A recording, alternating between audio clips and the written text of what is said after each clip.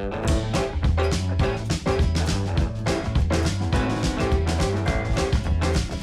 what's up, guys? Welcome back to a brand new episode of Teenage Hurdles, the podcast. My name is Henry, and today I am so excited. Not only because, we're here in this beautiful, professional room of recording, but I'm joined with two very special guests. First off, I'll just kind of like a surprise guest. I'm here with my buddy Max. I filmed one with Max kind of, 2-3 episodes ago. Yeah. That was very lovely. But yeah, Max just happened to be around, and I was like, why not have Max join in? But yeah, this is Max. But more importantly, today I'm joined with someone I feel like I haven't known too well, but I've always been very fascinated and admiring of. He's been in my English class, always been an extremely charismatic, confident person who just always captivates me so much with his stories in class.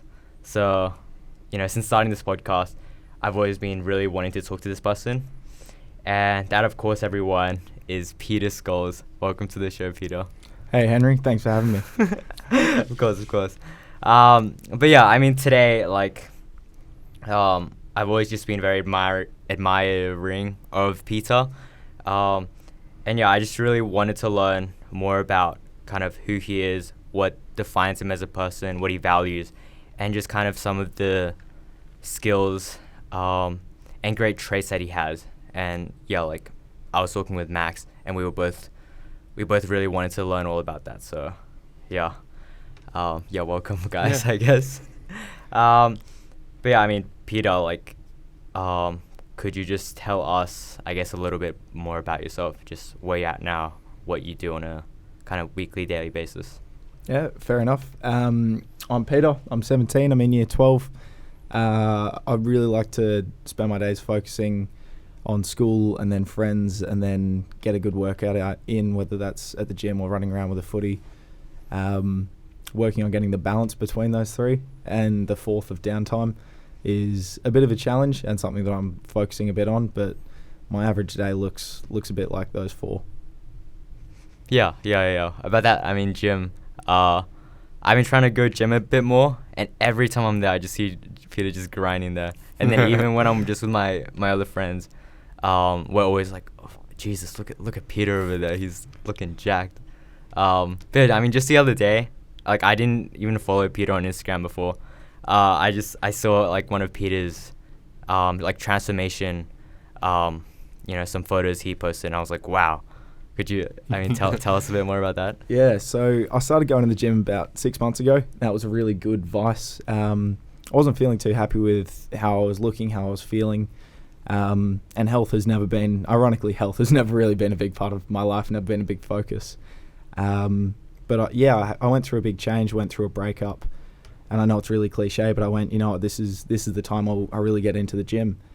And I found it's just been amazing. It's a great way to go and just get out a lot of pent-up energy, spend a lot of time there, because you can go with friends, you could go alone, you can just build those relationships with people you like to spend time with, or even, sounds silly, but build a relationship with yourself. And I found that the gym was a good medium to do that. So I've been going for about 6 months, and I think that I'm seeing really good changes, and significant changes that I wasn't expecting to see this early. So I'm sticking with it, and it's going well. I'm really happy with it. Dude, awesome. There's so many other areas in your life that I want to talk about. For example, I think you used to play rugby. I think that was, a big part in your life. But yeah, you could just tell me and Max, I guess, just from your origin story of Peter, where it all began. Yeah, just tell us about that. Yeah, for sure. I used to play rugby, and I can't actually do that anymore. I've had a few too many knocks in the head. And so in terms of staying fit and active, I still referee, which is good. And so that's a way I can stay involved with the sport that I love. Probably touch on that a bit more later, because rugby means a lot to me. And again, there are a lot of people that probably wouldn't understand that and understand the importance of sport, but rugby especially is fantastic. In terms of an origin story, Yeah, it's a bit of an interesting one. I look back on my childhood and think I've grown. I've grown a lot, and I think that's important that I can look back and go, there's feasible change here, which is the point of a childhood. It's the point of growing up. You make mistakes and you learn from them, and I think that I had a lot to learn from, if I'm being honest. I'll look back, if I was still the same person I was 5, 4, 3, even 1 year ago, even 6 months ago, I wouldn't be happy. And so I think for me, growth and development's been a huge thing. I started primary school through the public education system, and I think I'm incredibly lucky that my parents are in a financial position to put me through private high school. But I think going to public primary school was actually one of the best things for me, because broadened my worldview, and I met some incredible people, and I'm still friends with a lot of people from primary school. So I think, again, more cliches, coming from humble beginnings really did a lot to, I guess, shape me and shape how I see the world, because I think obviously there's so many benefits of going private education from kindy through to year 12, but I think that you kind of miss a few of the essential perspective building blocks if you don't go to public education for primary. But that's just a personal opinion and my experience so far. Yeah, I agree with you. Yeah, I agree with that. Yeah. Yeah, me and Max both went to. Yeah, I guess that's how we met. That's how we met. Yeah. But yeah, I mean, could you walk me through what you think was so essential and important in that process? Yeah, for sure. I think, obviously, where we are, we're in a fantastic facility here. Finally, a booth fitting the show. But in terms of the private education in Sydney, it's a very, very, I guess, tight and exclusive bubble that's a bit odd for a lot of people, especially coming from the outside. For those that have grown up within it, that's all people have known. But if you come from, I guess, a better perspective and understanding how, I guess, more members of society live, you've got a better worldview, and you understand and you have those building blocks of empathy for a lot of other people that may be going through hardships. And so if we're talking about hardships of any variety, whether it's academic, sporting, mental health, family life, if you can understand from kind of day one that not everyone has it, at a $30,000 primary school, then I think that you're set up to just understand people better and be more likely to develop those empathy blocks earlier. And from your primary school, you definitely found that to be the case for you? Definitely, yeah. No, I went to primary school with kids that didn't always have meals to go home to. Wow. And so that's a harsh reality for 6-year-olds to understand, but that is kind of the way the world works. And so if you're learning that lesson earlier and sooner rather than later, I think that it'll be good. You'll understand how to care for other people a little bit earlier. Yeah. Yeah, I was just talking to one of my other friends about this kind of thing. Yeah, she goes to an all-girls school, but we were just saying how, like us growing up or being raised in these private schools, we don't see a lot of kind of what the real world is like. We're sheltered in this bubble. And yeah, like I guess another thing is, I mean, being in like a co-ed environment. Do you think that was, I don't know, like an important part in our lives? Definitely. And I think that's the other good thing about public primary schools is you're learning to interact with girls and boys from all across the walks of life. So there are so many benefits of the private education system that a lot of people are going through, but there's also limitations in the fact that there are important relationships that are just being missed out on. And for me, relationships are really important.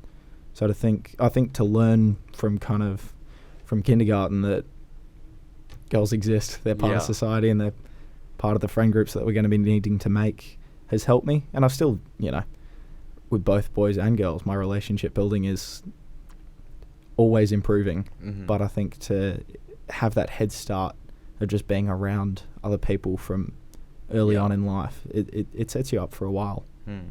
So why do you think we're in this environment where we're just, a single-sex school? What do you think is the benefits of that? Because Yeah, I'm still not too certain. Yeah, in terms of a single-sex school, I think that it's easier logistically. Yeah. I think there are still benefits of learning how to come into manhood and be the type of functional man that society needs. That it's just harder when you've got the external influences of girls and those relationships at the same time. So it's tough to find the balance. I think in the earlier years it's good to grow up alongside a lot of girls and boys, obviously, at the same time. Yeah. So that you're building those useful relationships. But once you get into the senior years, kind of your 12 through 18 years of development, it's actually really good to take a step back and go, look, we know how to interact with girls, we know how to interact with members of the opposite sex and gender, but we need to now focus on ourselves and focus on development and focus on becoming functional members of society as men, and kind of breaking the trends that has been issues endemically through the history of manhood, and I guess that toxic masculinity that everyone's trying to avoid. Yeah, definitely. Yeah, I feel like our school does it extremely well, teaching a lot to us about respect, how to be good people, how to function well in the modern world that we live in. So I really thank our school for that. But yeah, I mean, we just talked a lot about this, but I mean, from your experience after you went from primary school, I mean, were there any other milestones during that journey? Yeah, so I found that I love my dad, and he's put in a lot of effort to kind of develop and learn how to be more expressive and emotional. But certainly in the earlier years of my childhood, he was brought up very old school, and so he kind of presented the same kind of old school macho stoicism that we associate with masculinity, and unfortunately toxic masculinity, where, you know, as a 5-year-old, where I'm still crying every time I fall over, to have a dad that's like, yeah, well, I broke my arm in a game of rugby once and I didn't cry. It was actually really tough, and I had a quite strained relationship with my father, which is weird to say about a 6-year-old. But I found kind of as I grew up and as I matured emotionally, I was still a bit of a wuss. You know, I'd fall over in the playground and hurt myself. It was really when I got into rugby, partially because it toughened me up and partially because it was something I could connect with my dad on. And that was about age 9 or 10. I felt that was a huge turning point. It gave me a little bit more confidence, a little bit more, I guess, sense of belonging in my own home. And I never felt unwelcome, but it's still nice when you're able to connect with your family over something new. So that was a huge building block for me. I changed schools a couple times. The first time was because we moved houses. The second time was because I got into a selective years 5 and 6 in terms of academics. So I learned to move around, and that was fun. Learned to make new friends and kind of amalgamate different friend groups, which is a tough skill to learn, and one I'm still trying to hone. But like I said, just having a bit of a head start on some of these life skills has been so rich and so rewarding. Yeah. So you moved a lot when you were growing up, and I think right now you're a boarder. Yeah. Could you walk me through a little bit about that journey? So you were kind of always I mean, where do you live right now?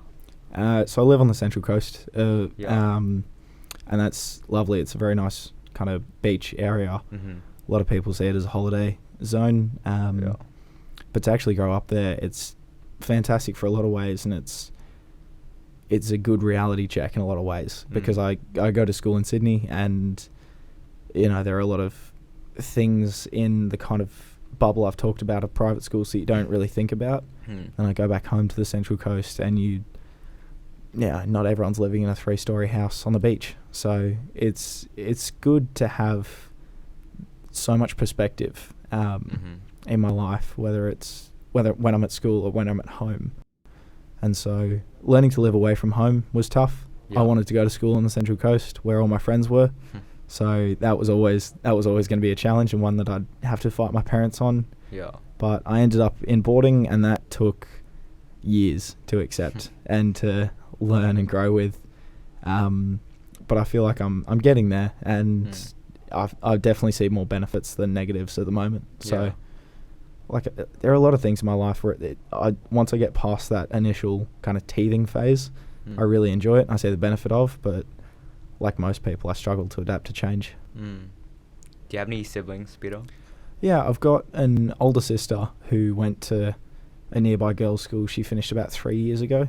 I've got 2 older half-sisters from Dad's first marriage, and they've got their own kids. So, oh, nice. Yeah, I'm an uncle, which is nice. Okay. Great stuff. But it means I've got kind of a bigger family, which is, it's good as a support network. So was that relationship, that kind of, how did you call it, like a strained relationship with your father from early years? Was that similar to with some of your other siblings? Yeah, I know my sister, especially when she was around our age, maybe slightly younger, she had a few issues. And to his credit, he's put in a lot of work and a lot of effort to connect with his children better. But I know that it's tough, and we all know people, whether it's our parents or grandparents, that are from a particular era, particular age, that really kind of struggle to adapt to change and recognise the struggles that a lot of kids are going through, teenage hurdles, if you will.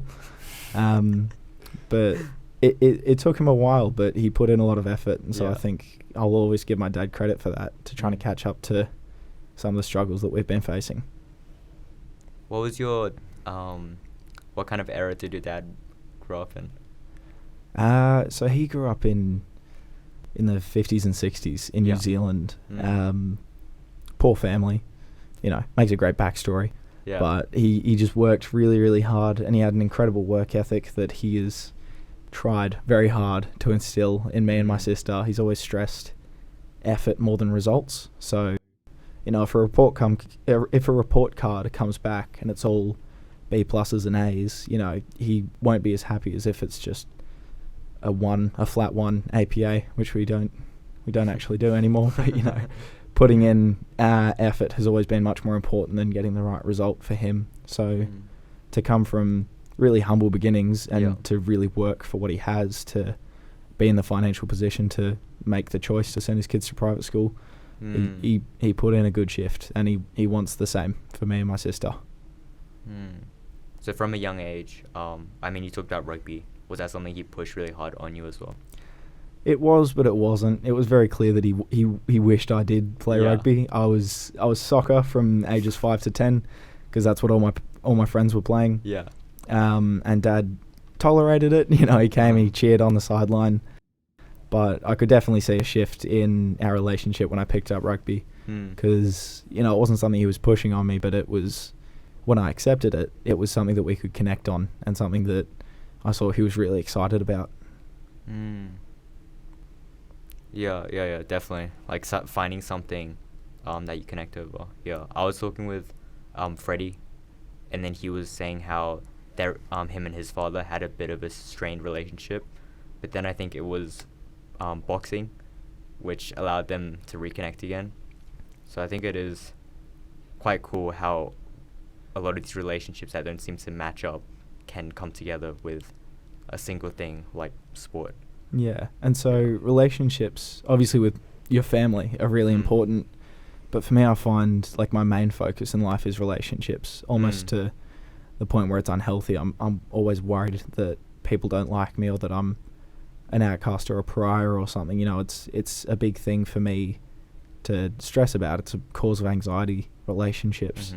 And so I've actually put in a lot of work to kind of build and accumulate a very surface level knowledge on a lot of things, so I can hold these conversations and find those points of connection with people. Wow. And so I think I was talking with you and Max earlier about how I have like a very good bank of trivia and general knowledge that, most 17-year-olds don't have for many reasons, partially because a lot of that knowledge isn't hugely useful. Yeah. But for me, I find that it's a way I can connect with people, and connections and relationships are huge for me.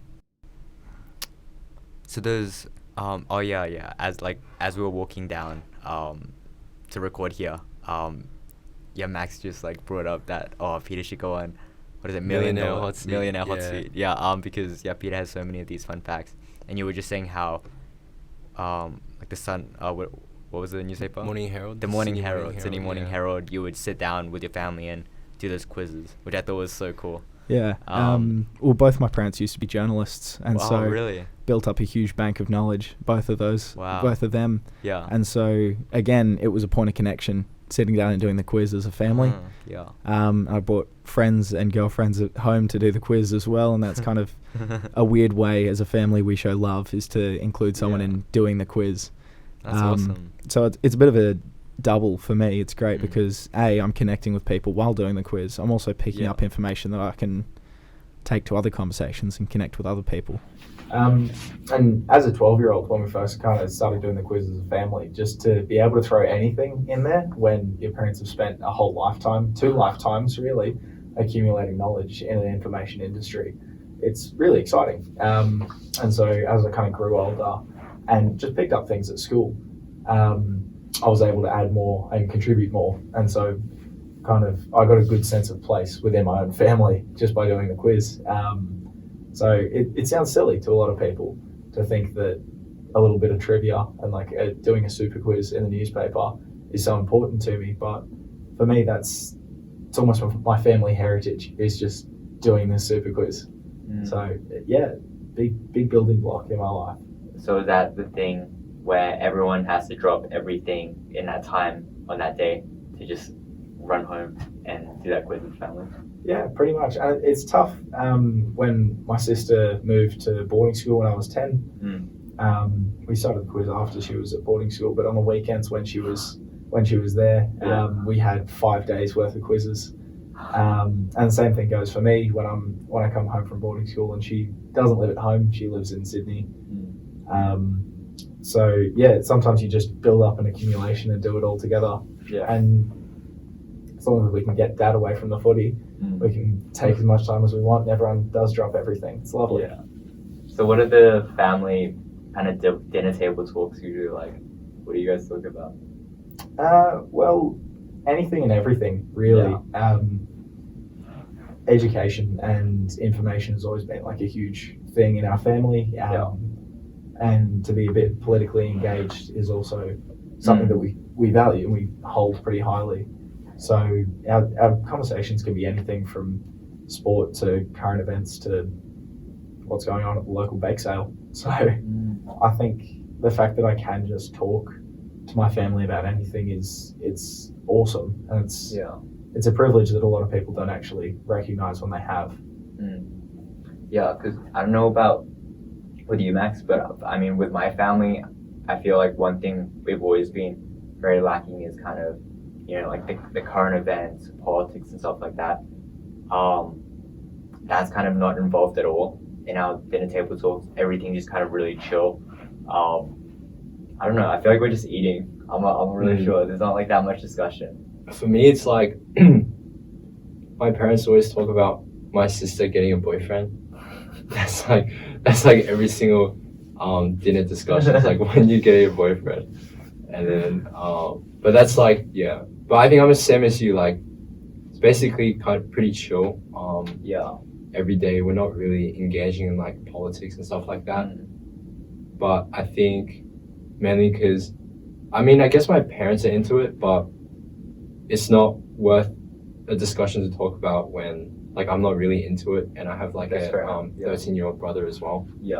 But I do think it's good how Peter, you do engage in these kind of things, because that is what the world is, So engaging in these things in like at the age of 17 I think it's great.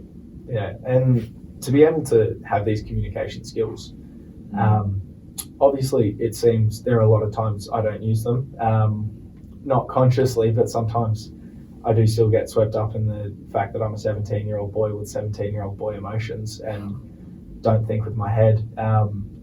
But when I do, and when I can calm down and make sure that I'm engaging with people in the way I want to be, these communication skills are awesome. And the fact that I can hold conversations with other people and with adults has been really important in my development as a kid. And I found that like to have those communication skills is invaluable, because you need them in all sorts of relationships. And like I've said, that's really important to me. Sorry. I was just gonna say I was talking to Max a lot about this and how. I was about to say that as well. because we've read quite a few books about how communication, that's literally the key to success. When we're in the corporate world or forming relationships, that's literally all we need, and we can get anywhere in life. And for me, I definitely found that my communication has just always been absolutely garbage. I'm not able to express what I truly think in my head, or hold conversation. I'm always just extremely awkward. But I mean, with you, do you feel like ever? Were you always at very well in your conversation skills, talking to people? I've found that I've always had a fair amount of conversational skills, but to have the confidence to then employ them in a real conversation is difficult. And the more you do it, the more confident you get, and it's a cycle. And so the fact that I can appear very eloquent and very on top of what I want to say can often lead people to the false conclusion that I'm like a really confident and outgoing person, whereas I don't see myself as That's that at all. Such an important point. Henry and I on the weekend, we were actually talking about how, in terms of confidence and stuff and speaking, you just have to do it. You just don't think about it.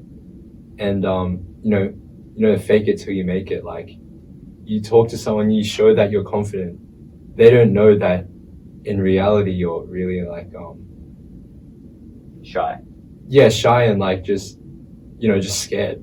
But, if you just end up just talking to them, showing that you're confident, not only will you gain that confidence in yourself as well, whereas you didn't before, that person will also, I feel like, gain that confidence from you as well. So, and it's a very teenage thing in the anxiety that I guess the majority of people have, but not everyone recognizes in each other, because a lot of us, we put up, I guess, masks and walls and barriers so that you're only seeing what people want you to see of them.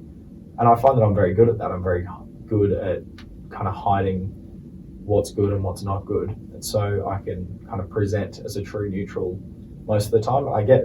There are plenty of times where I get it wrong and I'm not as, I guess, covert as I'd like to be, but it's a skill, whether or not a good one or not is still up to debate, that I can just hide how I'm feeling. And I think that it's a good thing, but also a dangerous thing with a lot of people, especially in the mental health realm. As teachers, as teenagers, we look at other people and we think, oh wow, that guy's really confident. Yeah. And I've had a lot of people say, look, Peter, we think you're really confident, you're a public speaker, you can get up and do that, no worries. There are plenty of worries, you just don't see it. I get terribly nervous and I get terrible anxiety from a lot of things. I have for a long time. I've worked on it a lot, and I've seen therapists and psychologists about anxiety problems, and it is like a trend within my family that I can recognize. Once I recognize it within myself, I can recognize it within the people I've grown up around. And I still just get absolutely terrified speaking in front of anyone. Before I even came on the podcast, I was just shaking. I spent most of last night before a geography exam thinking about what I'd be doing on a podcast instead of the exam, because how people perceive me and how I present myself has always been a huge thing that gives me great levels of anxiety. And I guess it's wrong of me to not be as open in the past about it, because I do try and be an open book. I do try and be honest, and I do try and lead with my vulnerability, because I'm now at a point in my life where I can do that. Yeah. Especially to younger boys at school and friends in my life. Sometimes no one wants to be the first to speak up, but once someone does, it almost gives others a license to. So I do try and lead with the vulnerability, but I'm still selective in which vulnerabilities people see. So in my prefect role, it's very much focused towards mental health. That's a huge passion of mine, because my mental health has actually impacted physical health. Like my anxiety, in year 10, I was actually having like heart issues because I was constantly in a mode of fight or flight. Yeah, and just those elevated anxiety levels from really basic human interactions I had a resting heart rate of like 102 for a while, which is what people are usually at after they've gone for a brisk walk around the yard or something. So, for me, it's always been a big thing to focus on mental health. was kind of a turning point around year 8 where I got into a really dark patch in my life. And it's weird to say because in year 8, we're 13, 14 years old. But I kind of got to a point where I went, I'm really unhappy and I'm really struggling to find meaning and find purpose. And I found that my meaning and purpose, I got really existential with it. Had a bit of an existential crisis, went, why am I here? What am I doing? What's the point? And then I realized that just because I can't see a specific direct purpose for myself doesn't mean that others can't. And so I kind of took that shift away from what could I or should I be doing and kind of went, well, other people still have like mad goals and ambitions and they want to be living their best selves without worrying about all this existential stuff. Why don't I just go start helping other people achieve what they want to do? And again, all the time I still get it wrong because I'm learning and growing. I'm 17 years old. I don't expect myself to have all the answers, but there is still that unreasonable voice within my own head that says, but everyone else expects you to have all the answers. So that's been a constant battle I've found in my life, is kind of managing expectations, not just of other people and of myself, but expecting what other people expect from me. And so, I find I want to be helpful and I want to be useful, but at the same time, I also just need to take some time for myself. And finding that balance is something I think everyone experiences at some point or another, is how much can I be doing and how much should I be doing? Well, yeah, I mean, thank you, Peter, for sharing all of that. I had no idea that you would be, experiencing all these challenges in your life, with like mental health from such a young age. And I guess, all that pressure put upon you. And I mean, I love that point that you brought up about how am I going to find my own purpose? I'm in such a rough place. Why don't I just help other people? What was that like a key kind of moment, a key thing to find your path? That was a real turning point in my life when I kind of realized that, I may be struggling to see my vision and my future, but I can make my vision and future helping other people achieve theirs. And so I think you'll find a lot of people in terms of the mental health sphere, they've gone through their own issues and they've gone through their own complications, and they may still be going through that, but it's how they've chosen to make it productive instead of destructive, and help other people. And so I look up to people like Gus Walland, who have had their own struggles, dealt with loss and dealt with, I guess, depression and mental health issues, and they've taken a positive spin on that. And so, I think I'd like to get it right every time. I can definitely recognize situations where I'm doing more harm than good, but I still like to think that overall I'm doing more good than harm, and I'm helping people, and I'm, even not directly, but just by being an example of someone that can put my hand up and be like, yeah, I present like things are fine, but I'm struggling with schoolwork, or I'm struggling with friend groups, and even if it's just as an example that people can look to and go, oh, okay, well, if he's struggling, then maybe it's okay for me too. And that was why I really liked the interview you did with Fred Harris, was he just, leading with that vulnerability, giving people another perspective, another view to look at you, another lens to look at you through, I think is so important, and I guess the way that I'm choosing to lead. Yeah, because I had no idea, Peter, that you yourself would experience these moments of stress. And from like the outside perspective, just like me and Max would look at you, you present yourself as this proud, amazing, heroic figure that we all look up at, where you just feel no fear at all. That was kind of one of the questions that I had for you, was, that whether you do have a comfort zone, whether you do have that fear still in the system.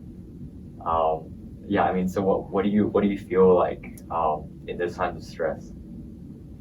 In the times of stress, I often find myself, short of breath, high heart rate, sweaty, all the typical symptoms that you'd find of someone that's, just anxious or nervous. And I've learned over time to kind of not just hide, but work through and mitigate. You know, I've done breathing exercises and I've done a bit of self-rationalization because sometimes it's hard to get in that perspective and think, oh, everyone's looking at you, everyone's expecting this from you. And so kind of managing ego and expectations have been two different and massive things in my life. I find, you know, I did really well at school in the younger years. So I kind of built up that kind of expectation from a lot of people, from my family and from myself, to continue to do well. And so, you know, I like to think that I am a fairly intelligent person, if not in IQ, in EQ. And as much as I'd like to transfer that knowledge and that intelligence into the classroom, sometimes I struggle. And to kind of mitigate those expectations of me and of myself, it's tough, and it's hard to control how I view myself, especially as I get more into the gym and I kind of start looking the way I want to look and I present as really confident. It's always important to remember that, you know, you are just someone, and just someone can do a lot of good things, but I don't like to think of myself as more important than anyone else, and I certainly try not to act that way. Obviously, we all get it wrong sometimes, but it's finding the balance between picking yourself up and putting yourself down so that you're at that right level, because you don't want to put yourself all the way down that you're dealing with mental health issues. Yeah. You also don't want to put yourself on a pedestal. And that is something I've definitely struggled with, because, you know, ego and expectations are two very difficult and contrasting things. And as a 17-year-old, expectations, I shouldn't be expecting myself to have nailed that balance yet, but it's still something I struggle with and something I'd like to hone more in the future. Yeah, I love that balance you talk about, because I think it is necessary for all of us into actually achieving those goals that we want. For example, with assessments, just like a simple example, I might do like really well, and then my ego is just very high. I'm cocky, and I'm like, oh, I don't have to do anything. I'm the smartest kid in the room. And then, you know, that translates into not putting in enough work, and then the next test, whatever, just gets a slap in the face. But then, I think you do need that level of pressure, where it kind of keeps on shifting yourself to go harder and actually put in the work. But yeah, definitely like the well-being aspect, we have to control that as well. Yeah, and so what I've kind of come to the realization of is it doesn't actually matter how good I am relative to anyone else at anything, as long as I'm better than the person I was, you know, a year, a month, even a week ago. If I can keep developing and seeing that development within myself, as long as I'm better than the me that I used to be, it doesn't matter if I'm better than anyone else or not. So I'm still struggling to convert that into actions and into conscious thoughts, or sorry, the unconscious thoughts. But you know, I'm getting there, and it takes some time. I've found there are certainly other vices that I'm using to, I guess, mitigate any stresses or other mental health things, because I find currently I'm doing pretty well for a year 12 student, struggling with the stress of the HSC and relationships and friendships and all the other things that go along with being a 17, 18-year-old. I think I'm going pretty well, because I've found vices. You know, I hang out with friends. I've really gotten into the gym, which is great. Yeah. I like to write. I even write poetry, which a lot of people don't expect of a 17-year-old. That's awesome. I'm really self-conscious about it, because what 17-year-old does do that? And a lot of people would make fun of it, but I'm kind of realizing it's not what other people think of you, it's what you think of yourself. And I've just gone on for about 5 minutes about trying to manage how I think of myself. But I'm getting there, and I'm kind of reaching a healthy relationship with myself, my own identity. Yeah. So that kind of spiritual journey of working on yourself rather than comparing yourself to others, that's a very important thing that you value. Yeah, definitely. And it's taken a while too, and it's still going. Nowhere near the end of a journey, and I think no one is. I think the day you kind of stop growing and stop learning is the day that you die, because there's always more room to grow, always more room to be a better version of yourself. And so I guess that comes the old adage, strive for progress, not perfection. There's this quote that it goes like, it's not about comparing yourself to others, but like being better than who you were yesterday. So I think that like really 1% get 1% better Yeah. than you were Yeah. yesterday. That's the mentality I'm trying to adopt. Yeah, I mean, I'm not sure. Like we're always told that, but then I feel like a part of me, I mean, from my perspective, what kind of motivates me to push harder is looking at the people around me. I guess it is quite dangerous that, you could feel a sense of inadequacy about yourself, where your well-being takes a toll. But, seeing other people around you thrive, I think it can be a good, slap in the face to wake up and actually work. But yeah, having that balance, I think, is very important. What about you, Max? Do you like? Definitely having that balance. And I had a question that came up a while ago, but I noticed how you talked about like a breakup and stuff, and I know that quite a few boys in our year, they're in relationships right now, and I guess people, what did you learn from that relationship? I guess, was there any regrets, any benefits you took from it? Yeah, I think relationships and growing up is always going to be tough for a lot of people, because you're kind of learning how to fit a whole lifetime of someone else's person and experience into your own.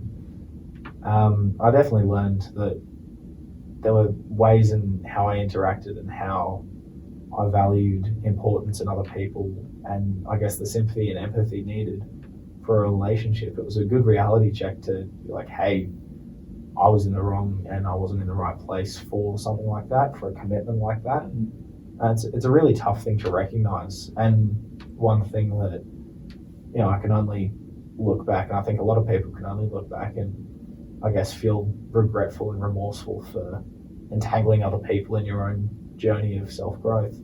But we're all going through the same thing. And I think it's a learning experience for both of us. I found, it definitely ended from, my fault, it was my actions, which is kind of why I recognized I needed a shift, needed to get into the gym, needed to focus on other things, and I guess reevaluate, take another step in my relationship with myself, and just be, I guess, less youthful, less stupid, less selfish, and just grow as a person. So relationships are, with other people, like romantic relationships especially, they're great building blocks in terms of how you view yourself and how you develop as a person, because how you treat someone in a relationship is very indicative of how you are as a person. And I found I looked back at that relationship and went, oh, not too happy with how I was as a person. And so, it's 6 months ago, almost to the day that ended. And I think that I'm definitely a different person, hopefully for the better than I was then. Definitely for the better than I was then. And so I think that's what it's all about, is just, while both in and after a relationship, it's how you grow. It truly is a reality check on who you are as a person. Yeah. Yeah. And I found that. And sometimes it hurts. Most of the time it hurts. It sucks to be faced with the reality that you're maybe not as good or not as awesome as you thought you were in terms of how you are as a person. But it's important. It's really important in terms of balancing that ego, is recognizing, I've still got a lot of growth to go. I think, it was a really important learning experience for me. Yeah, I love that you talk a lot about the self-worth. I mean, what I think brought me and Max a lot closer together was that, we were talking about like watching, the self-improvement videos or the reading self-improvement books. We were like, whatever. Like, we were so excited on how we can elevate ourselves, all these skills that we want to improve in our lives. Could you, talk to us about kind of your journey of self-growth? Yeah, there are a lot of things in terms of morals Yeah. that I get from my parents, and there are very different ways in which they chose to instill those values on me. I think Mum was very much a, how would this make someone else feel, and Dad was very much a, I wouldn't want my son to be like this. I think two very good approaches Good balance. for their own separate reasons, but I think for me, growth is much more of an introspective thing. One thing my mum has always said in terms of having relationships, not just romantic ones, but friendships and dealing with people, even your own family, is you can't expect more from someone than they can give. And that's a really useful life motto that I've kind of continued on with, is you can't expect more from someone than they can physically or literally give. And for years I've kind of thought about that in terms of friendships. It's only recently I've kind of realised that applies to yourself too. And especially as we're in year 12 and we're pushing and we're growing and we're trying to achieve more and more academically in the both inside and outside the classroom, you can only expect as much from yourself as you're physically capable of giving. And so to have those tough conversations, to build that relationship with yourself, I think that there's definitely a lot of merit in self-help books and videos and TED Talks, but for me, sometimes I just need to go somewhere quiet and think, am I happy with how I've been acting or the outcomes I'm getting in my relationships? So just sitting down and having those tough conversations, because there's no tougher conversation than the one you'll have with yourself, I've found. How do you have those conversations? Well, I think they're usually catalyzed by something that maybe hasn't gone right, or maybe something that's gone amazing. Yeah. Because there is also the positive aspect that we need to keep in mind. But I think within yourself, and you'll reach a certain point where within yourself, things aren't going great. What do I need to address? So, if you want to look at it from an engineering perspective, it's when you get to the point of, what are the critical flaws in the design process of a person so far? We've gotten to testing. What do we do to make sure that we're reaching a final product that we're happy to put out into the world? And then you bring it back into the shop and you make adaptations here and there, but kind of when you reach a building block, when you reach a stop in the road, more accurately, you recognise what's causing this stoppage, what's not going right, and you kind of evaluate and go from there. Yeah, and you just do that in your head, or do you like to write out your thoughts? Certainly sometimes, it started in my head. Yeah. And sometimes what Mum will say is, if you're struggling to focus on work or something because there's an issue going on in your life, sometimes it's best to just write all your feelings down on a bit of paper. Yeah. And so that's where my love of poetry came from, is because I figured I can do that and I can make it rhyme. So why not? Oh, yeah. But to be able to have those conversations with yourself in multiple forms, whether it is just sitting down and thinking over a cup of tea or whatever your chosen beverage is, or go to a rugby game and you're sitting quietly in the corner thinking about it when the game's done and you have a bit of time to yourself, or if it's just sitting in your room and writing a essay or a poem or some form of writing that puts your thoughts and your feelings on the paper. Yeah. And sometimes it's really good to come back and revisit what you've written and go, that's how I was feeling. Maybe this is why. And kind of recognizing that growth within yourself, recognizing what was right, what was wrong, and then reevaluating and seeing what could I add, or what could I tweak, or what could I edit. Yeah. But you definitely take a lot of time every single day to actually do nothing but just think and go through your thoughts, reflect on everything going on in your life. And I've been one of those guys that has kind of nonchalantly laughed off meditation. And you'll never catch me sitting in my room with my legs crossed, my arms up like that. But, sometimes I just go for a walk. Yeah. And I went,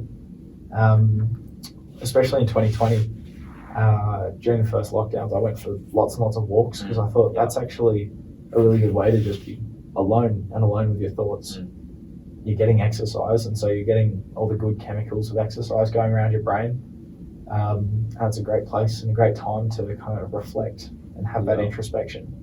So whether you are specifically and consciously going, look, here's 20 minutes to do some self-reflection, or if you're like, yeah, I'll go and write something tonight, or I'll go and listen to my favorite album and see how that makes me feel, or I'll go for a walk, or I'll go to the gym.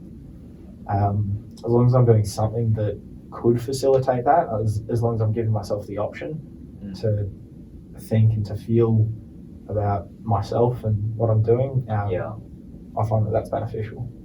Yeah, definitely. I mean, for me, I feel like took proper time to just be with myself, with my thoughts, I think, until the COVID lockdown, because there was nothing else to do, right? So I would as well just go out for walks, and on those walks nothing really happens, but then your mind just has time to just process everything going on in your life and see how you can go along with all the complexities occurring. So I mean, so did you ever try meditation? I did, yeah. I've definitely tried it. I've tried so many things, including like the Headspace app, and doing all the different things that people say are beneficial for self-help. At the end of the day, it's up to every single person to find out what works for them, because it's going to be different for everyone. Of course. So I think just going out and trying, seeing what works for you is really important. Yeah, but it wasn't so fucking for you. No, I did try the meditation thing. Not really my jam, but there are other ways that I've found, and that's what's good for me. Yeah, I mean, talk me through your experiences in rugby. Yeah, what did you learn in that process? So I loved playing, and that was a great way to take any bad feelings of aggression or upset or hurt that I'd accumulated throughout the week. I'd go and take it out on the rugby pitch. Yeah. And now, there are different ways of doing that. Now that I can't play anymore because of my head, I'll lift big weights in the gym, or I'll still go out, and with a whistle, I'll put extra effort into blowing that whistle really hard. What happened in the injury? Well, I've just hit my head a few too many times, and almost none of them have come from rugby. And so once you reach a certain amount of concussions, probably a number lower than the one I've reached, you kind of need to have that chat with yourself and go, look, is it wise damaging your brain, which is your most important organ, for the sake of the serotonin hit that rugby gives? And so I found there are plenty of ways, like refereeing, like watching, like going to the gym, that you can stay involved and stay active, stay in the community, but not actually put your own brain at risk. So What years was rugby a big part in your life? From the ages of 10 to 15, 16.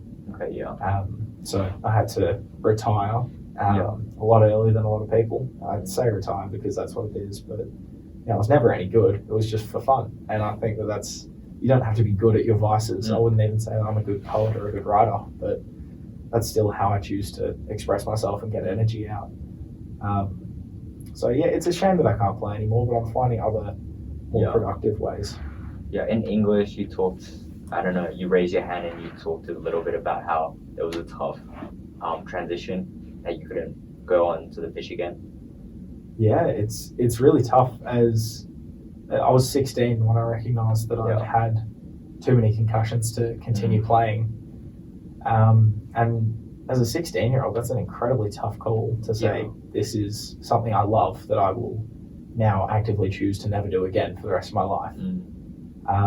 And so, there are definitely negative emotions and negative feelings and thoughts around that, but I think it took a bit of a rationalizing conversation with myself to go, look, here are the pros, here are the cons, and the cons definitely outweigh the pros.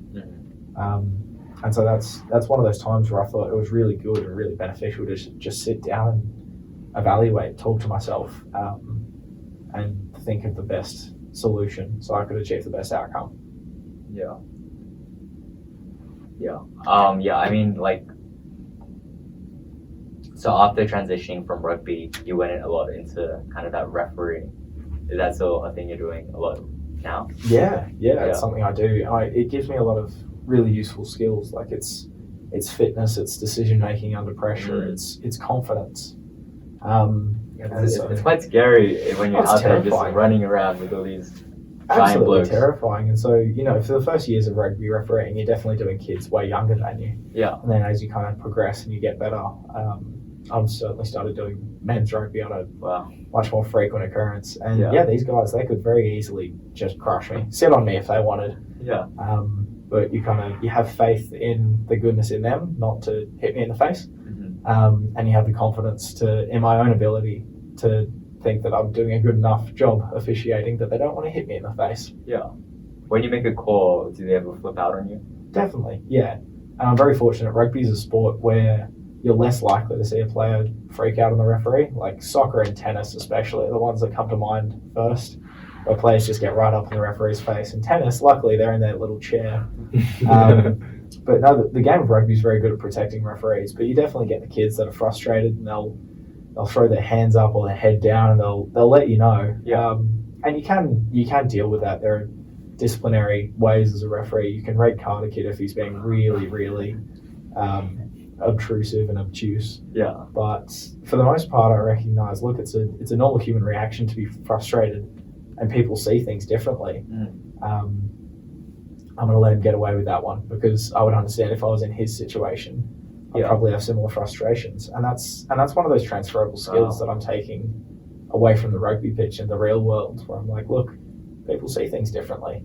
And you watch on TV when they go to the TMO and like a call gets overturned because everyone sees things differently. The referee on the pitch may have seen a very, very clear forward pass and it goes back to the TMO, it's 5 meters backwards or vice versa. Yeah. So it seems silly to be gaining that knowledge and that life experience from rugby and from refereeing, but for me, it's really useful. So great, yeah. And when someone gets angry at you, you've learned to very well, contain that emotion and not flip back that anger on them. Yeah, and part of that comes with the perspective of recognizing, they actually may be angry with me, but most of the time they're angry at the situation. And sometimes that's unavoidable. As long as I can recognize you've got these negative emotions and I'm not going to reciprocate, it's an important thing to be able to do as a person, to recognize you can be angry at me, but I'm not going to get angry back at you. I recognize you have the right to be upset. And I probably would have the right to retaliate and be upset back, but there's situations, especially like as a referee, where it's not going to benefit anyone to just get in a big flame war. And so that's a bit of an emotional maturity thing. Obviously, something I'm working on and developing more, but it's a useful skill. That's so refreshing to hear because, for me, I've always kind of struggled to find that kind of inner fire to flip back at someone. There's those times whenever we're at school, some kid in another year group, like, they're just being stupid, they say something just, really annoying to you. And then in most circumstances, I would just ignore them. And I think to myself in my head, like, oh, I'm just being mature, we'll just let him be. And I just ignore them. But then after those situations, I think to myself, oh, bro, why did I not, fire back and show that, look, I'm not dealing with this BS. Why didn't I puff up my chest and actually kind of do something about it? And, watching TV shows. Have you watched Suits? Yeah. Yeah. Harvey Specter. Yeah. I love Harvey. And I just so respect that he just doesn't take anyone's crap. When someone just makes a remark that's even the slightest bit offensive, he just fires right back and establishes that he's the king there. He's not, taking any for anyone in the room. And that was what I was kind of trying to enforce in my head, that in those times of conflict, I should, strengthen up and actually fire back and establish that I am the center of the room. Yeah, I was often the exact opposite. Like I grew up, especially in my younger years, and on the handball courts, where else, you'd probably see I really struggled with a lot of anger issues and really kind of controlling my emotions. Yeah.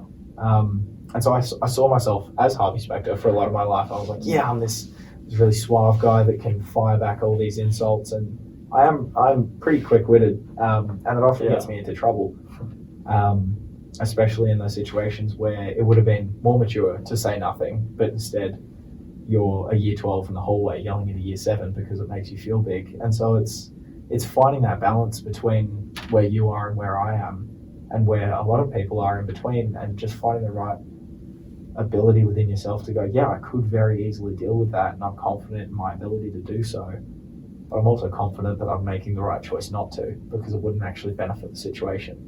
So it's a useful skill to have in the tool belt, but to not employ is almost better. I imagine go to balance, but yeah. Yeah. Well, thank you, Peter. Thank you, Henry. No, I really I kind of just like sat here the whole time, just like listening to you guys. Yeah. But I definitely you know, like I never saw you, like you changed my perspective on how I see in a good way. You know, now I see as this guy that's really like about self-improvement, like Henry and I, which I think is really valuable in our lives, that not a lot of people in our year group value. You know, sometimes we get stuck in things that don't really benefit our lives and stuff like that. But yeah, I mean, hopefully, you know, it goes well, the podcast. Unfortunately, I can't stay, but No, it was good to see you, Max. thank you. Yeah. I'll see you boys tomorrow. Yeah. Anyways, thank you. Sounds good. All right. See you guys later. man. Thank you. Okay. Yeah. Oh, yeah. No. I had a question for you, Peter. So what do you like in those times of conflict, those times of confrontation? Do you still feel a lot of strength in your system? Yeah, and I think, and this comes back to the whole, I guess, ego and expectations thing, is to know, I can't remember who said it or what the exact quote is, but it's something like, the most powerful weapon in the world is one you only have to use once. And so to know that you have the power and the capability to, you know, absolutely take it too far in any situation, to win a conflict, whether it's worth winning or not, whether it's a hill you choose to die on or not, to know that within yourself, to know that you can win that confrontation is really nice. Yeah. But it also can come with its own complications of having a conflated ego or a conflated sense of self. To truly believe that you can win in any given situation is a dangerous thing, and one that's untrue for most people, for almost all people. But as soon as you kind of find yourself in that thinking trap of, I could have easily taken that one, you know, you need to be realistic. And I've found that that's where I've got myself into a lot of trouble in the past, of going, you know, if I really wanted to, I could take this on. And so by shying away and telling myself and being happy and contented in the fact that I could handle myself in any situation, it's almost given me overconfidence and almost a perspective of looking down, because if you can think you can beat everyone, then you think you're better than everyone. And so a lot of the times it's really good to have a reality check and go, yeah, I could, but that could also blow up horrendously in my face and I could look even more of a fool. And so it's tough to reach a point and find that balance, and what I'm still learning how to do, to go, oh, it would have been nice to fire back, could have made the situation great for me, could have made it worse. Now I'll never know, because I've had the emotional maturity not to engage. But so after those times of potential conflicts, you don't feel any regrets? You're just kind of pretty I clear with definitely feel regret. It's very human to feel regret and to want to win every single situation. Yeah. And I still walk away from conversations going, oh, I should have said that. It would have been great. It would have been a great line to walk out on to end the scene. Yeah. But life's not a TV show. Not everyone is Harvey Specter. In fact, no one is, because he's a fictional character, and that's a hard thing to realize. A hard thing to accept, that it'd be great if we all could be that suave and that, I guess, loquacious, that's a big word, but eloquent in how we speak and interact. But it's not realistic. We need to figure out what is realistic for us. test your boundaries, find your boundaries, and then push them, obviously. But you can't expect more from yourself than you're actually able to give. That's something that I'm finding. Well, that's a whole new perspective change again for me. Yeah, I mean, I just watched the movie Scarface about a month ago. Yeah, you watched it? No, I haven't. You haven't watched it? No. Yeah, well, yeah, I mean, the main character, Tony, I think a big part of what I got out of the movie is just his immense confidence. He's 100%, you know, an asshole, a dickhead, in so many parts, or his whole life. But that self-confidence and that not caring about other people, and his firing back whenever someone disrespects him, allows him to triumph into power. So yeah, I mean, that was what I was kind of trying to focus on for the past while, that I just have to speak up even in times where I just feel a little bit kind of small. Yeah. And fire back when there are those times of conflict. But yeah, I guess from your perspective, maybe that shouldn't be the case for a lot of times. It's about finding the balance. And like I said, Yeah. it's incredible to have that weapon in the vault and to know when to use it and when not to use it. Yeah. Because if you are, you know, firing back and having these awesome retorts, you need to recognize at one point you're just going to say it to the wrong person, you're going to take it too far. That's right. There are so many situations where it's not going to benefit anyone whatsoever. And so even within Suits, you look at Harvey and how he has, you know, struggling relationships because he can't be wrong. He can't be the one losing a situation or a scenario. So I definitely found myself in that trap, and I still find myself in that trap because I like to sit atop my high horse and think I could definitely win this situation, but to recognize that that's actually not the goal. It's not the goal to win every situation. It's not the goal to have the right thing to say all the time, because that's not human. That's not how we interact. So you're setting unrealistic expectations that I myself have set and I still set, but it's about recognizing what's realistic and what's not, I think. Yeah. Yeah, and then in extension English last year, we looked at Machiavelli. Right. A lot about what we covered in class is about, you know, we have to use deception, use deceit, kind of step over someone's head to actually get those political goals.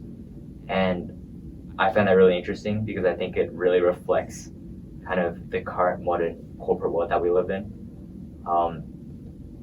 And yeah, for example, like my sister, I feel like I've always just kind of had that internal good heart. I always wanted to do the right thing, be kind to people.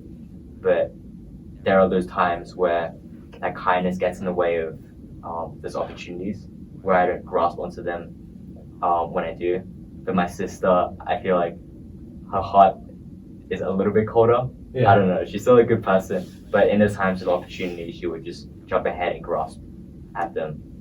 And yeah, she studies in the US and she's gonna work there. And a lot on what she took out of that environment that you know, she lives in is everyone around her in her uni is just loves that, you know, just grabbing those opportunities. Doesn't matter if, you know, it messes up a few people along the way. Yeah.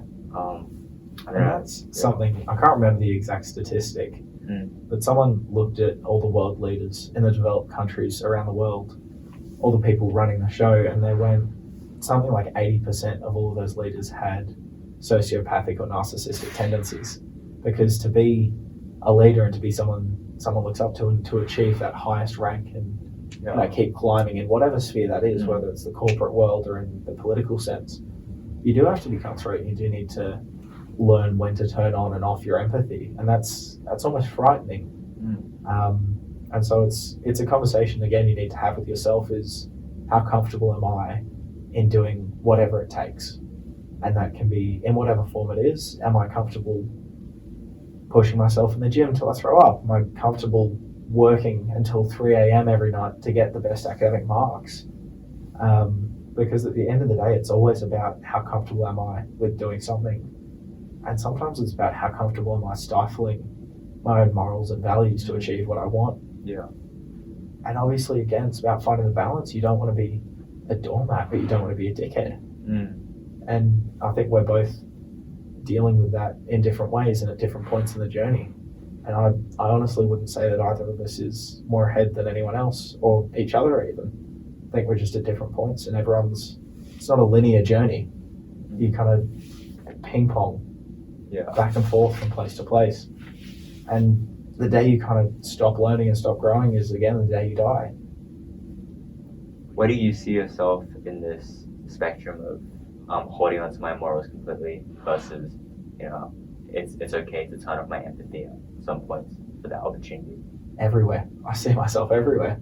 I couldn't pinpoint an exact location. Yeah. And I think that's the point I'm trying to get at, is the fact that you can be anywhere and everywhere. And it's dynamic, it changes. Yeah.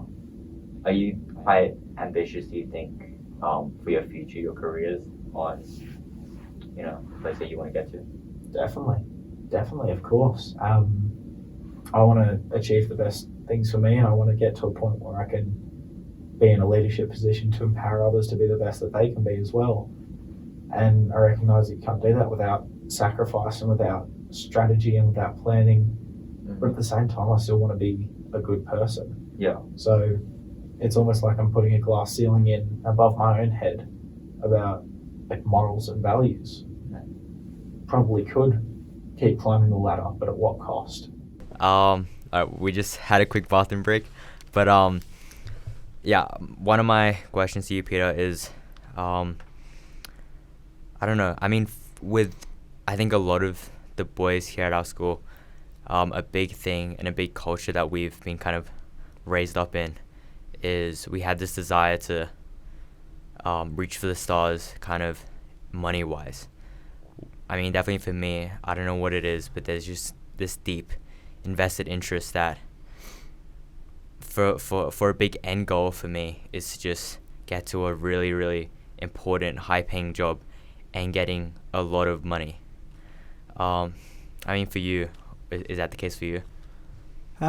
Not really. In terms of year 12, I've kind of certainly not taken a step back, because that's stupid. That's not growth at all. But I've certainly put less stress on myself in terms of academics. Obviously want to work hard and achieve good things, but I think that there are certainly other alternatives to do what you want.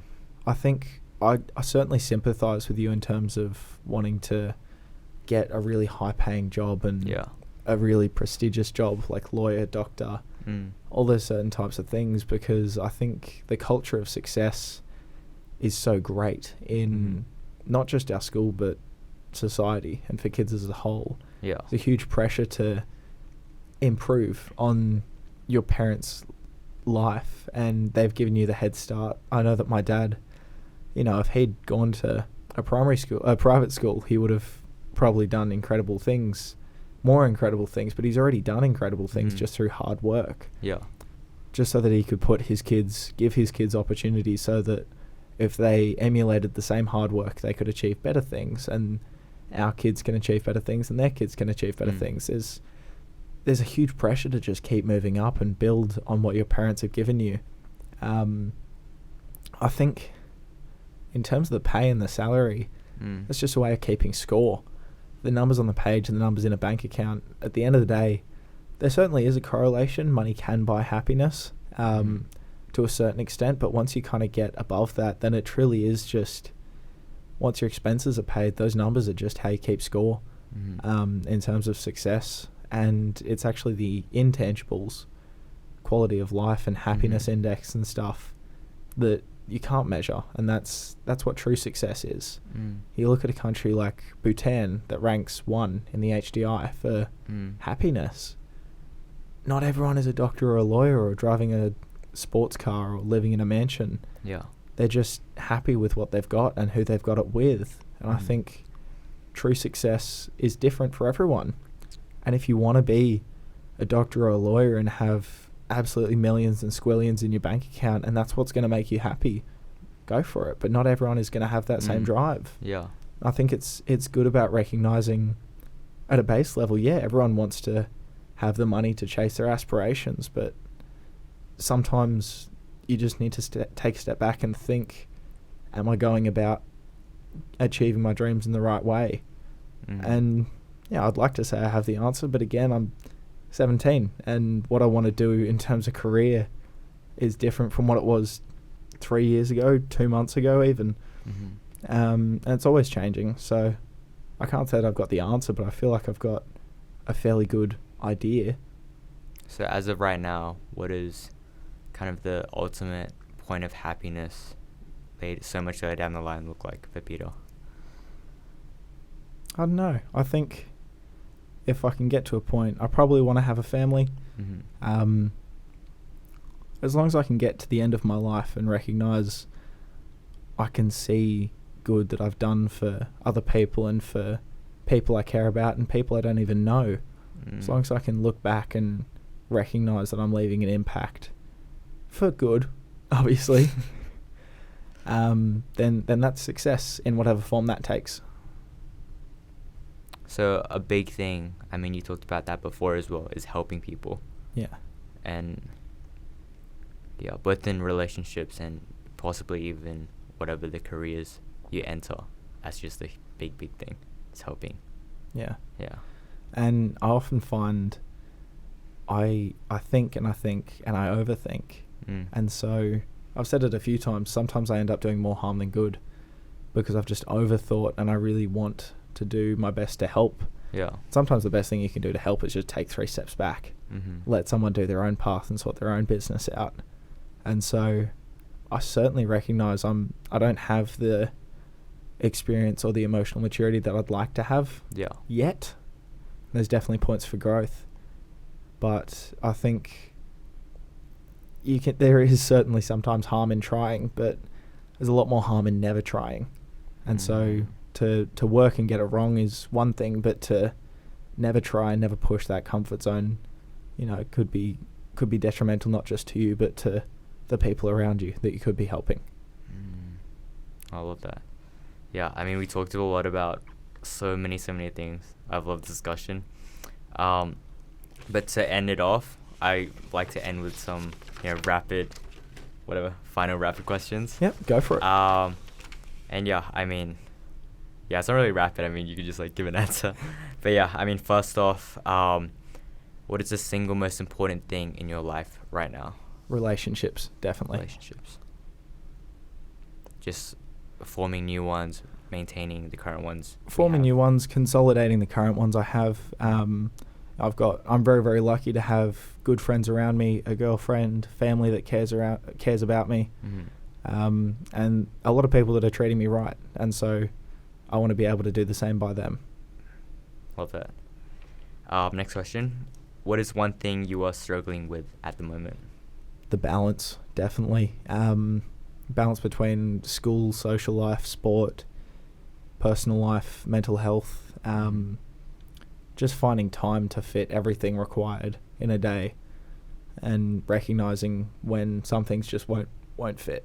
So time management and finding the balance. Yeah. What is your biggest regret so far in life?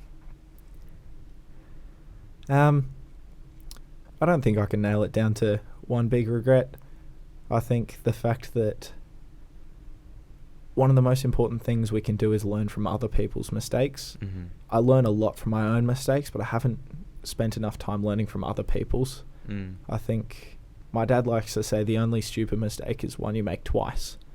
But if someone else has already made it, then making it a first time for yourself is almost like doing it a second time. It's true. So I think learning from the mistakes and life experience from others at an earlier age would have been better. And I kind of regret that I just kind of had disregarded the experience of other people.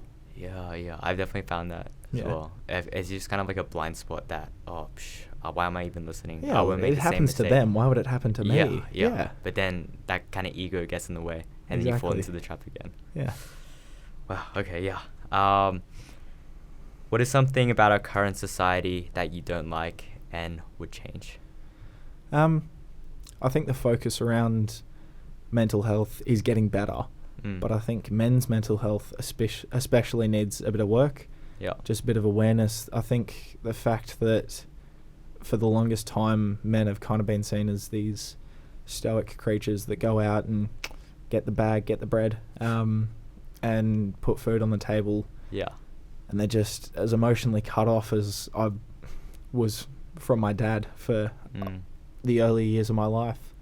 And you see it a lot in men that are a lot older, that there's just this stereotype of being unflinching and unfeeling.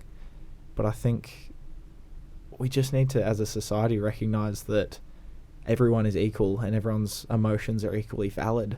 I'm obviously not coming out and advocating for communism. That's the opposite of what I'm talking about.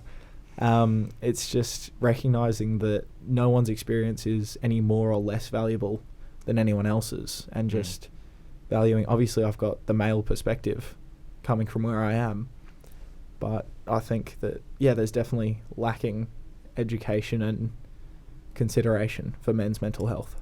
No, I totally agree. Yeah.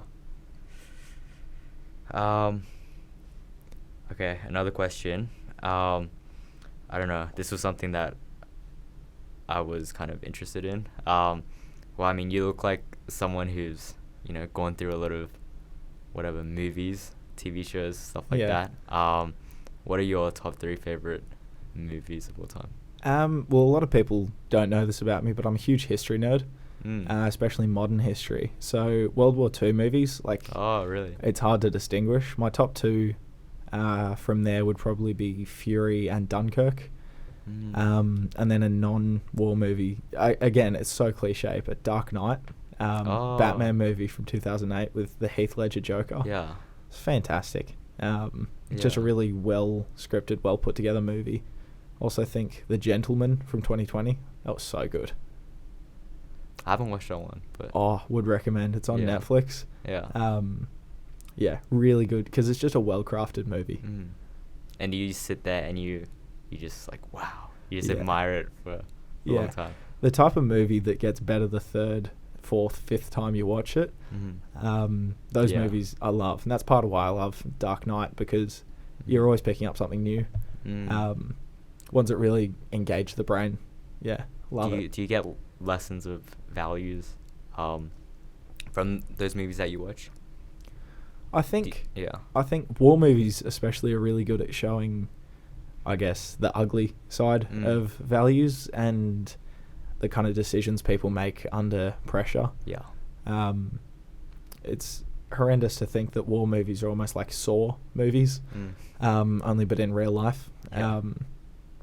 And so I think just kind of looking at the value of life and what people really look for and what people hold dear when they're in incredibly stressful situations. That's always interesting for me to explore. Any movie that kind of forces a bit of introspection, I love that, because it makes you question your values, your morals. Yeah. And are you much of a book reader? I am, yeah. What are some books that you just absolutely love? My favourite one is the 100-year-old man that climbed out the window and ran away. It's a really silly book, and one not many people have read because it's Swedish. It's been translated into English. Oh, nice. My sister gave it to me for my 16th birthday, I think. And it's huge history. It's history for history nerds. Yeah. Incredibly entertaining read, rather childish in terms of the themes, but it's just about a 100-year-old man that ran away on his birthday. Then you look back through his life and how he happened to stumble into pretty much every historical event from 1914 to 2014. Yeah. So yeah, that one's a bit of a silly one. I love the Tomorrow When the War Began series by John Marsden. I think there's 7 books. I ripped through it in 3 weeks. Jeez. Wow. Nice. Yeah. No, it's... Yeah. And obviously Harry Potter's a bit of a cult classic. Hard to move past that. Yeah.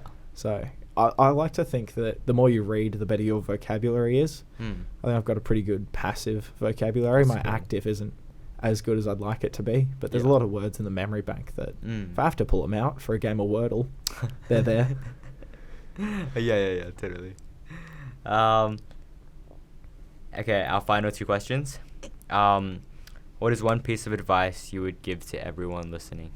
One thing we're taught a lot as referees in the referee program is a 3-letter acronym, TAB, just take a breath. And I think that that's hugely important in all situations, and something I still get wrong to this day. Just take a second, take a breath, maybe sit down. Obviously, it's different when you're refereeing. You just need to take maybe 3 more seconds to analyze the scenario. Yeah. But in life situations, whether it's making a big decision or, interacting with people, just take a breath, maybe sit down, have a cup of tea, cup of water. Just kind of take more time to think, how are my actions going to impact? I think the 2 biggest times people get in trouble are thinking without doing and doing without thinking. And so if you can find that happy mix where you do with a little bit more thought, then everyone's a bit better off. Definitely. Yeah, and a final question. I feel like you might have kind of already answered this, but what will you be focusing on for the next 6 months in your life? Being the best version of myself that I can be.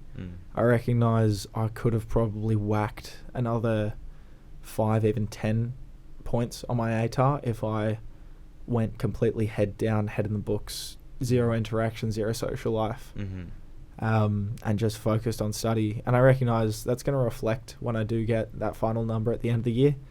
It's going to be lower than I want. It's going to be lower than I know I can achieve. But as long as I can leave year 12 knowing that I am a better version of myself and I'm someone that has learned and grown and become a functional member of society when I'm leaving the school gates, the next 6 months is really just going to be about how can I be the best Peter I can be. Absolutely love that. Yeah, I mean, Peter, thank you so much. Thanks for having me. I absolutely loved this conversation with you. I learned so much, so many perspective changes. And yeah, I mean, I'm so happy I got to know you so much better. So yeah, thank you once again, Peter. No worries. Really enjoyed that. Yeah. Yeah, I mean, I really hope everyone else listening got a lot out of it because I really, really did. I love this conversation. Yeah, hopefully, I know that there's been quite a long break since the previous episode, but hopefully, most of my exams are over. Hopefully, more episodes can be banged out. But